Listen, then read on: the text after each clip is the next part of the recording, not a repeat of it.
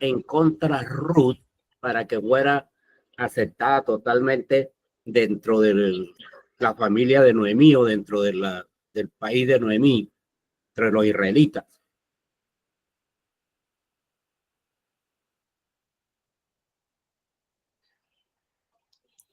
Yo leí hoy esa noche que decían que 3 cosas, ¿cuáles eran?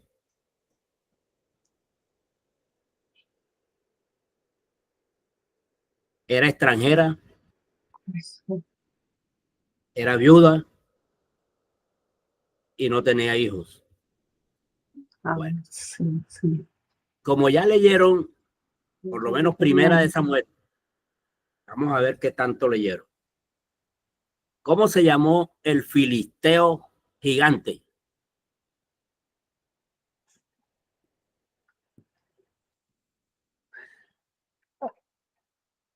El filisteo gigante. El filisteo gigante, el incircunciso. Goliat. No sé, Dios mío. Es el único. Goliat. Sí. Goliat. Sí, Goliat, el incircunciso que desafió sí, al ejército. filisteo gigante que desafió al ejército de Israel. Claro. ¿Y quién Y mató fue a derrotado Goliat? también por David. Fue derrotado por David. Fue derrotado por David. David lo mató, claro. Ajá, ¿Y con qué lo mató? Rey de Israel. David Digo, ¿con qué lo mató? Con una piedra. Con una onda. Con una onda, claro. Con una onda. Vale recordar que en ese tiempo se usaba mucho la onda en Israel y hacían hasta concursos. Y David estaba considerado como uno de los mejores honderos de Israel. Bien. ¿Y cómo se llamaba el rey de ese tiempo? Ese que no fue capaz de enfrentar a Goliat. Saúl. Y tuvo que aceptar que Saúl. Claro. Saúl. Bueno, listo. Se ve que han leído el Primera de Samuel. El primer rey de Israel. Gloria a Dios. Bueno, entonces, empezamos diciendo que son los libros, primera y segunda de Samuel, son los libros del Antiguo Testamento. Hablamos de los porque inicialmente se consideraban un solo libro, después fueron divididos. Entonces, son libros del Antiguo Testamento que contienen la historia de Israel desde el periodo de los jueces hasta el periodo de David. Sí. O sea, más que todo la historia de los reyes que pasaron y algunas contiendas que hubo en ese tiempo. En el canon hebreo, estos libros forman una unidad. O sea, era un solo libro, contenida dentro de los llamados profetas. Algunos eruditos o algunos estudiosos de la Biblia opinan que los libros de Josué, Jueces, Samuel y Reyes formaban parte de una misma colección de obras históricas. O sea, tenían para ellos el mismo contenido, el mismo relato, y por eso los consideraban una misma colección, una sola colección. ¿Sí? Listo.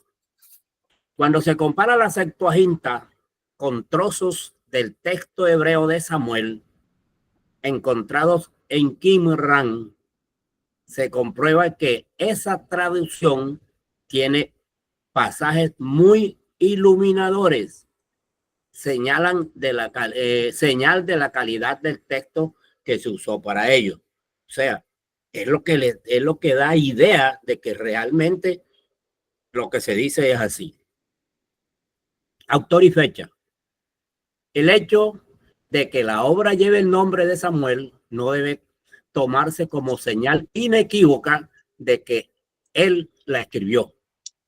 ¿Por qué? Porque puede llevar el nombre como homenaje a Samuel, a Samuel, ¿sí? O puede llevar el nombre porque alguna parte la escribió Samuel. o puede llevar el nombre porque algunas partes importantes se refieren a la vida de Samuel, ¿sí? Entonces, no quiere decir que el nombre sea la señal inequívoca de que lo escribió Samuel. Muchos eruditos opinan que se trata de una compilación hecha en el siglo VI antes de Cristo. Pero el compilador pudo haber sido funcionario real, o sea, de allá del Palacio Real, o un escriba.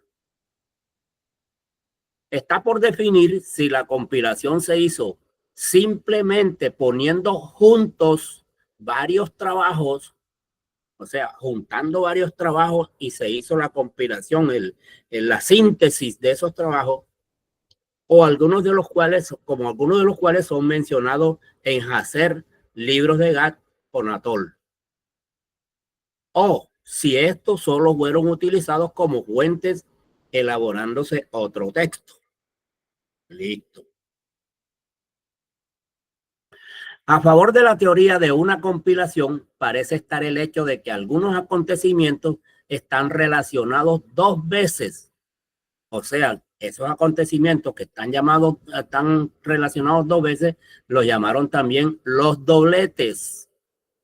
Por ejemplo, la forma en que Saúl conoció a David aparece primero en Primera de Samuel 14:23, pero luego se ofrece también otra versión en Primera de Samuel 17 del 1 al 58.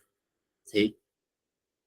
Hay una corriente que opina que expone que la misma mano que compiló los libros de Jueces, Samuel y Reyes, editó también parte del Deuteronomio. ¿Sí? No se dice quién es, pero se cree que fue el mismo. Características del libro. La división en dos partes, o sea, del libro de Samuel, primera y segunda, se hizo en la Septuaginta. La obra narra la forma en que comenzó la monarquía israelita, o sea, cuando comenzó el reinado en Israel. Es evidente que el libro enfatiza la dimensión nacional religiosa de esa monarquía.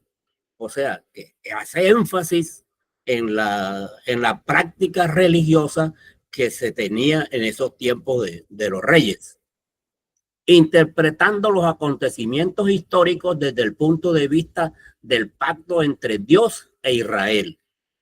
Los dioses generalmente, los reyes generalmente se dirigían por la guianza de Dios, de Jehová. Ellos pedían iluminación a Jehová y Jehová les decía y por ahí se seguían, ¿sí? Y los que no hacían lo que decía Jehová, de seguro llevaban del bulto, como decimos. Jehová los dejaba solos y perdían la guerra, perdían la contienda, se morían, los mataban, algo les pasaba.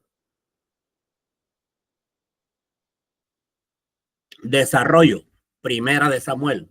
Ahí sí empezamos ya a hacer cierta división.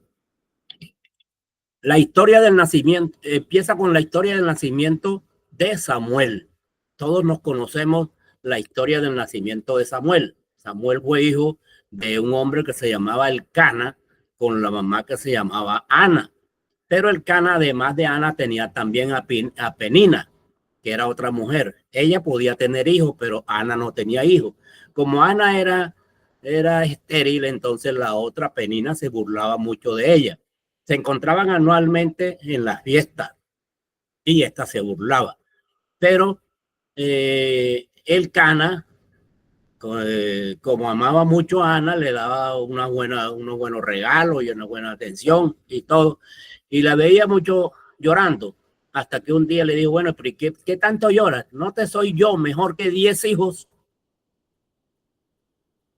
Y ella seguía llorando, entonces se fue un día a llorar a la iglesia y lloraba tanto que no se le entendía lo que oraba, y el sacerdote Elí la tuvo por ebria y le dijo que se fuera para la casa a pasar su borrachera en la casa. Y ella le dijo, no estoy ebria, estoy aquí llorando amargamente delante de Jehová pidiéndole un hijo, y le estoy prometiendo que si me da un hijo varón, se lo entrego a él para su servicio. Listo. Se fue a su casa, se juntó con su esposo y Dios le permitió quedar embarazada. Y cuando destetó al niño, lo llevó a la iglesia y fue Samuel, el profeta Samuel, y servía en la iglesia. Los israelitas son derrotados por los filisteos. Sí, señor. El arca cae en manos de los filisteos y la retienen por 7 meses, pero luego voluntariamente la devuelven. El arca quedó entonces en Kiriat Jearim. Israel hace obras de arrepentimiento y logra vencer después ante los filisteos. O sea que Israel no estaba caminando bien en lo religioso y por eso Dios los dejó que perdieran delante de los filisteos. Pero se arrepintieron, buscaron otra vez el camino real de Dios y Dios les permitió entonces derrotar a los filisteos. Primera de Samuel del 7 al 17. Del 1 del 7 al 17.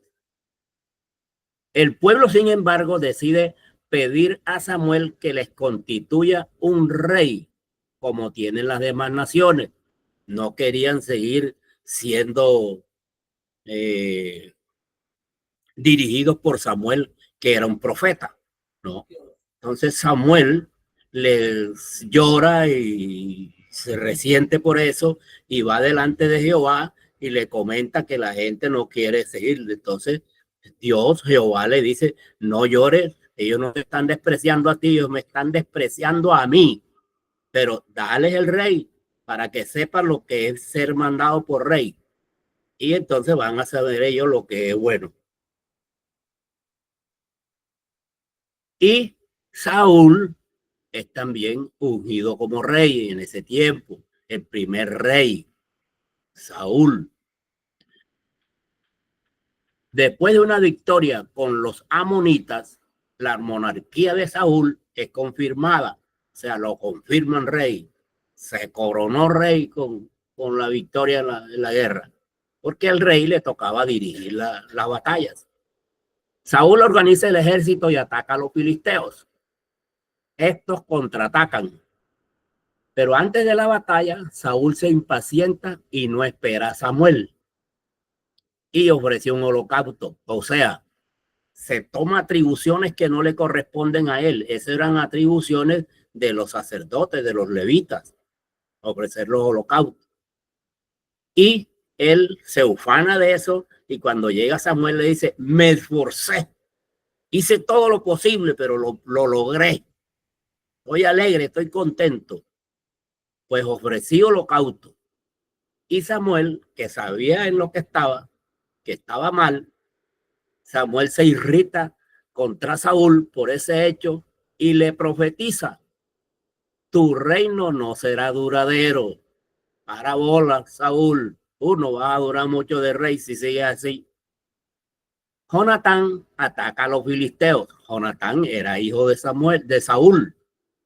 Ataca a los filisteos como jefe del ejército en la batalla, reemplazando a su papá en ese momento. En la batalla que sigue, Israel sale vencedor, o sea, con Jonatán a la cabeza.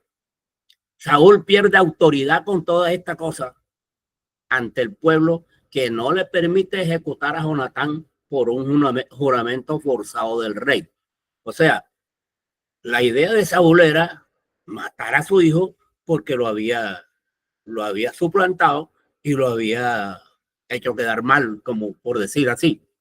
Entonces, ahora la gente no quiere que yo sea el rey, sino va a querer que sea Jonatán. Entonces lo quería matar, pero la gente se lo prohibió. Continúa la lucha entre los israelitas y los filisteos. Saúl vence a los amalecitas, pero se queda con la mejor parte del botín y perdona la vida del rey Agag. ¿Qué pasa aquí? Él recibió de Jehová la orden de ir de los amalecitas y atacarlo, acabar con todo lo que hubiera ahí, del rey hacia abajo, toda la gente y todos los animales y todas las casas, y échele candela a ese pueblo. Pero Saúl no hizo eso. Saúl agarró un botín y le perdonó la vida al rey. Pero cuando llegó, Samuel lo reprende por no haber obedecido. No hiciste como Dios te dijo, diciéndole, como pecado de adivinación es la rebelión. Estás en rebelión, no te va a durar el reinado. Y le dice que su reino sería pasado a otro. Y ahí definitivamente Samuel y Saúl se separan. Primera de Samuel 8:1 al 15:35. Dios ordena a Samuel ungir a David. Pues el profeta Samuel unge a David ya para reemplazar a Saúl como rey. Se da un enfrentamiento con los filisteos en Efes-Damín y el gigante Goliat desafía a los israelitas. Ya esa parte no la sabemos bastante, que estaban los dos ejércitos enfrentados, el uno en un cerro y el otro en el otro, y en la mitad había una planada, un llano, y allá se bajaba el filisteo todos los días durante 40 días a insultar al ejército israelita. Y en eso llegó David, mandado por su papá, enviado por su papá, y se ofrece como voluntario y mata con una pedrada a Goliat. Pero cuando él se ofrece, el primero llega y pregunta, porque oye a Goliat insultando, dice, pero ¿y quién es este incircunciso que está desafiando al ejército de Israel? Y ¿por qué nadie le sale? Entonces los hermanos de él que estaban ahí lo regañaron. Tú ves a cuidar las ovejas de tu papá, de mi papá, que tú no sabes hacer más nada si no cuida ovejas. Y le digo, pero yo qué estoy haciendo, y estoy preguntando. Entonces le dicen, no, que el rey dice que le da como esposa a la hija y que le da plata y que le perdona los impuestos a él y a su familia. Entonces él se ofrece, yo soy ese, yo voy, hablo con Saúl, el rey, y el Saúl le brinda toda su enjarma, todo su ropaje, y se lo colocó y dijo, no, quítenme eso porque yo no sirvo para andar con eso, yo no puedo ni caminar con eso. Toda la armadura, todo el gorro, todas las pecheras, todo. Entonces le quitaron eso. Y dice la Biblia que agarró de un arroyo 5 piedras y se las echó a la bolsa. Y cogió la onda y se fue a enfrentar a Goliat. Y Goliat empieza a caminar para donde él y él para donde Goliat. Pero había una raya divisoria que el primero que llegara ahí ya tenía derecho a disparar. Entonces, David se apresuró y el otro iba muy lentamente porque dice, ay, este pelado que viene ahí que yo le voy a poner a correr con este pelado. El pelado lo acabo yo. Y de hecho le dice, ¿acaso tú crees que yo soy perro que viene hacia mí con un palo? Y David le dice, tú vienes contra mí con espada y jabalina, pero yo voy contra ti en el nombre de Jehová de los ejércitos. Y le saca la piedra de una vez con la onda, y dice la Biblia que se la dejó incrustada en la frente y cayó. De pronto no cayó muerto de una vez, pero eso lo mató. Sin embargo, David, para estar seguro y buscando el trofeo, dice que le sacó la espada y se montó sobre él y le cortó la cabeza. Y cogió la cabeza y se la llevó donde el rey. Listo. Entonces, de esa manera, se acabó la pelea. Y empiezan entonces las mujeres con una canción celebrando la victoria y alababan más a David que a Saúl, lo cual enfurece a Saúl, y Saúl encarga a David de deberes militares buscando que fuera muerto en los enfrentamientos con los filisteos. Dice, échenlo para la guerra, que ese pelado no sabe de guerra, que lo échenlo adelante para que lo maten. Pero este sale siempre vencedor. Estaba con Dios, Jehová lo protegía. Saúl procura matarlo con una lanza, pero David lo evade. Allá en la oficina de Saúl, David entra y Saúl le tira la lanza y la lanza queda metida en la pared. Él lo que quería era que David quedara pegado en la pared con la lanza. Pero David, como era ágil, le sacó el cuerpo y no le hizo nada. Y en otra oportunidad, también intentó matarlo, pero en su casa. Y Mical, la hija de Saúl, la esposa de David, la que le habían entregado por haber matado al gigante, lo salvó de un intento de asesinato. Cuando él llegó por la mañana a su casa de David, le pregunta a esta por David, ¿no? Él se fue, él no está aquí. Ajá, pero ¿por qué lo dejaste ir? Y tú sabías que yo venía para acá. Entonces le dijo ella, papá, él me dijo que si no lo dejaba ir, me mataba. Entonces, como quien dice, hoy no lo ibas a encontrar a él, sino que me ibas a encontrar a mí aquí muerto. ¿De qué te servía yo muerto? Bueno, listo, ya se pasó el cuento y ya se salvó David. David huye de Ramá. Jonatán y él hacen pacto de amistad. ¿Quién era Jonatán? Jonatán era el hijo de Saúl. Se enllavó con David.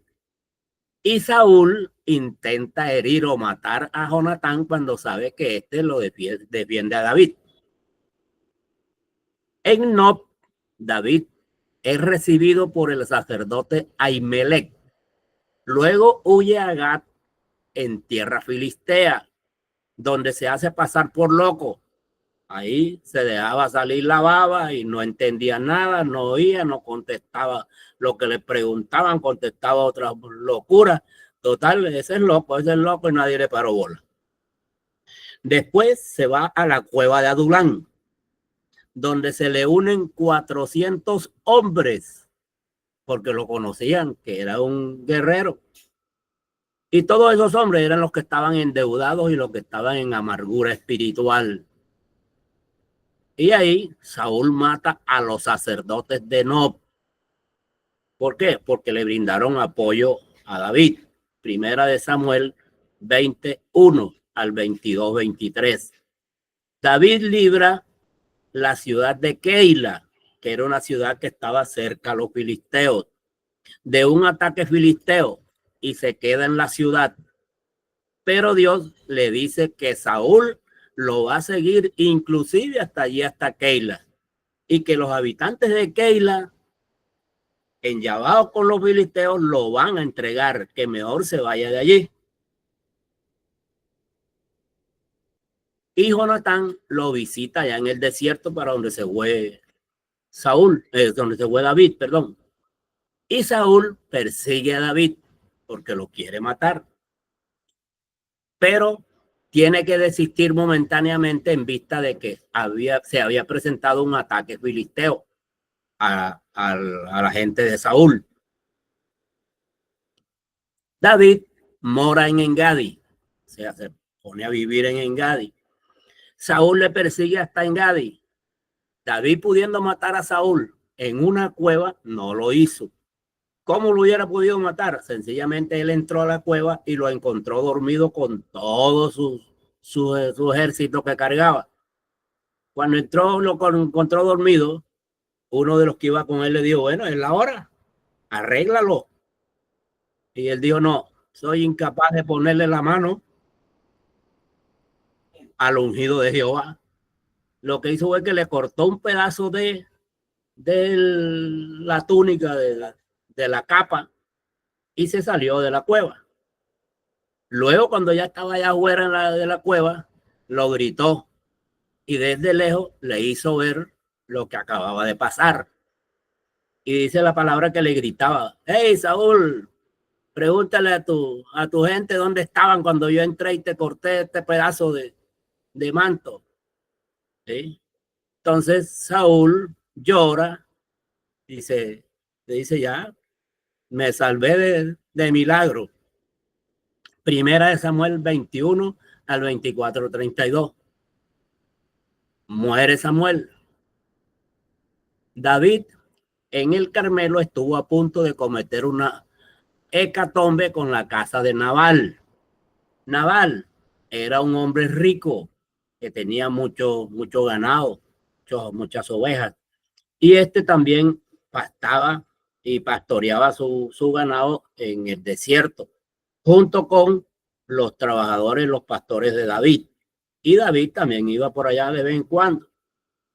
Cuando los trabajadores de Nabal quedaban sin provisión, sin comida y sin agua y sin nada, David los auxiliaba, les daba comida y les daba agua. Y cualquier día David tuvo una crisis de alimentos y de agua y supo que Nabal estaba ahí vecino y que estaba esquilando las ovejas. Debe tener provisión ahí. Entonces le mandó unos trabajadores allá a pedirle.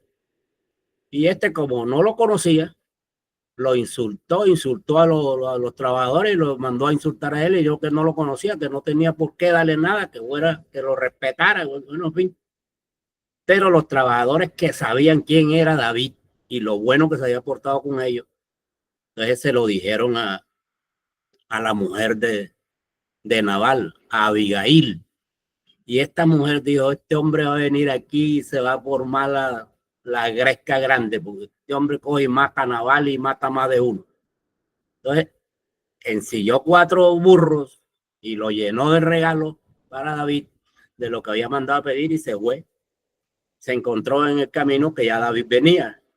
Le presentó excusa y le pidió perdón y le dijo que el marido era un bárbaro, que eso no sabía de nada, y que por favor la perdonara y lo perdonara y que recibiera el regalo. David lo recibió y le dio gracias a ella por haberle evitado a él también esa catástrofe, porque él iba dispuesto a matarle más de uno. Exacto. Entonces, este Nabal muere al tiempo, no enseguida, y David toma a la mujer Abigail como mujer de él. Saúl desciende al desierto de Zip, insistiendo en sus propósitos contra David. Saúl, el rey, sigue pendiente de matar a David. De nuevo se presenta a David la oportunidad de matar a Saúl y tampoco lo hace. ¿Cómo? Llegaron también a una parte donde lo encontraron dormido y con la lanza, ya no fue la espada, y fue la lanza que la tenía clavada en el suelo ahí parada al lado de su cabeza. Y otra vez le dice uno de los soldados de David: y con la lanza, entiérrasela en la sien y atraviésalo. Ahí de papayita. Y David vuelve y le dice: líbreme Dios de levantar mi mano contra el ungido de Jehová.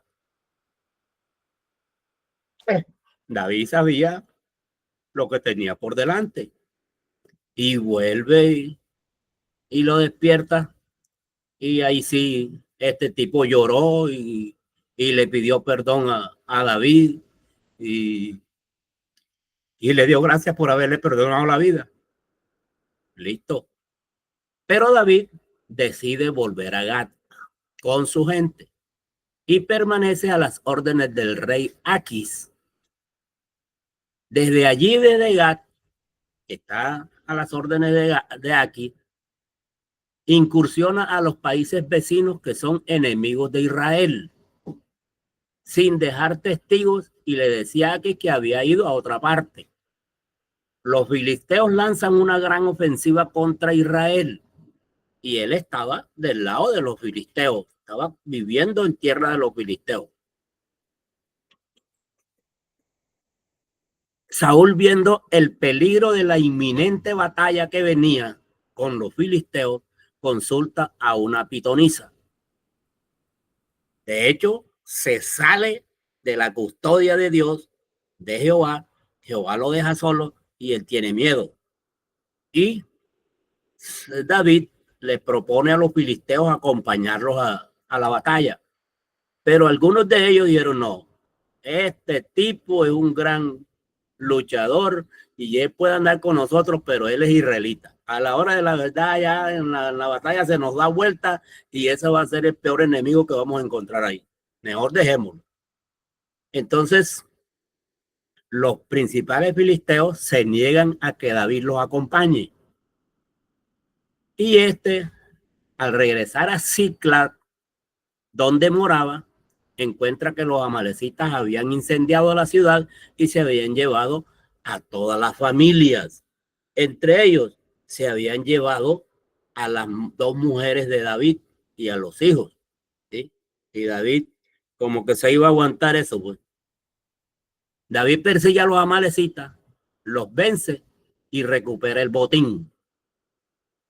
O sea, recupera a toda la gente y todo lo que se habían llevado. La batalla con los filisteos se produce en el monte de Gilboa. Saúl y sus hijos son vencidos y mueren. Ahí muere Jonatán, el amigo de David. Primera de Samuel 25,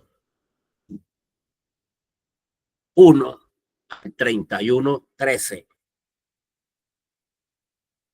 Bueno, mis hermanos, hasta aquí llegamos con Primera de Samuel. Ahora vamos a continuar con Segunda de Samuel.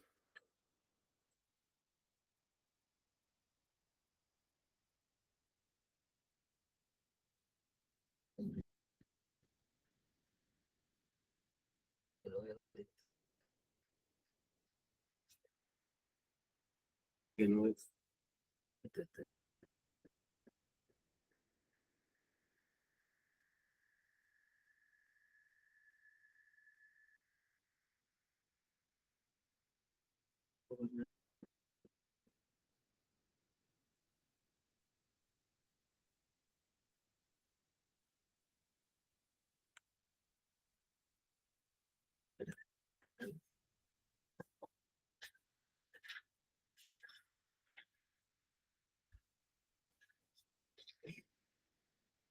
Gloria a Dios.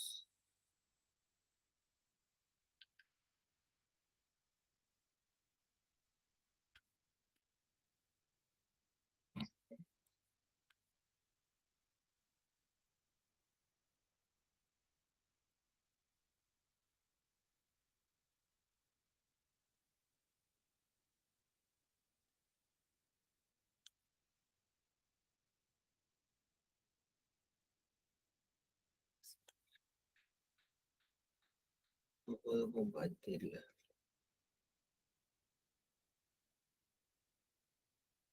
No me sale aquí.